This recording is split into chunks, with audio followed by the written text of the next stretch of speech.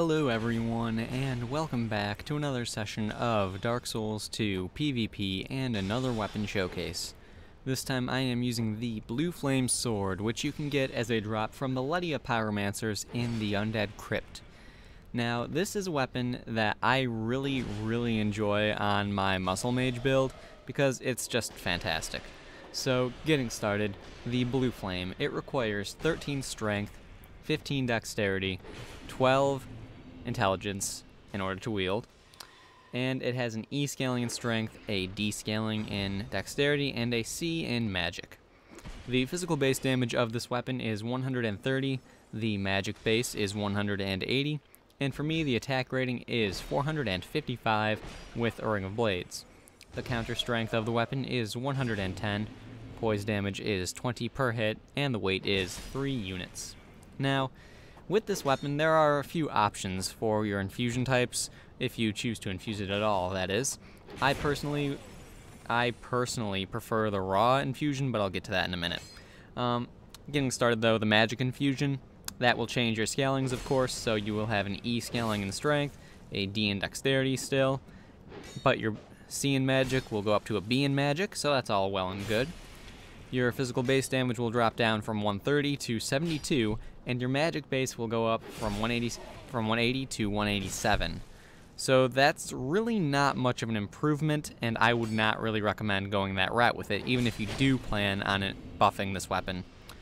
Now, with the raw infusion, which is what I would recommend, you have an E scaling in strength, an E in dexterity, and a D in magic, but your physical base damage goes up to 149, your magic base goes up to 207, and for me, my attack rating went up with this infusion from a 455 to a 458 with a Ring of Blades. So, that being said, it's just pretty much a slight upgrade, and if you do end up buffing the weapon, it's an extra bit of damage that you'll gain from that percentage that you gain when you buff. So it's something all to keep in mind.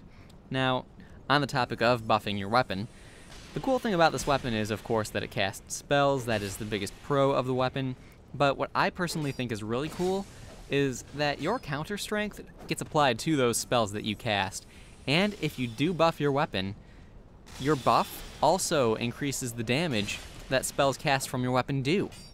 So there's a lot to consider when using this weapon, and it's really cool. I really think that is a very good decision to have all of that working together, and it makes it very interesting. So there's that.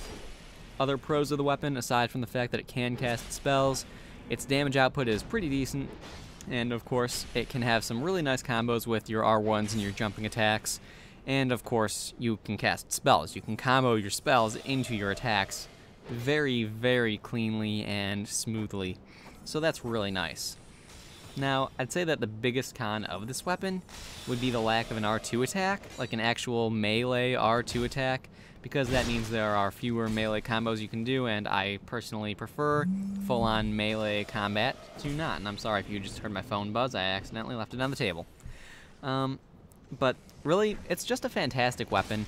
Great Magic Barrier doesn't do terribly much against it, as you guys can see in this fight, but still that is a con to consider as well.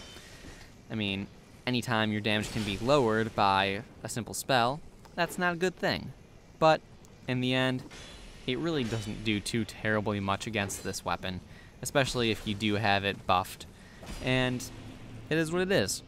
Overall, a really fun weapon, very enjoyable, really fun to use, and really just cool to think of all of the things that go into augmenting your spell castings with it. So, anyway, this is the last fight. I hope you guys enjoyed this video, found it helpful in one way or another, and I will see you all next time.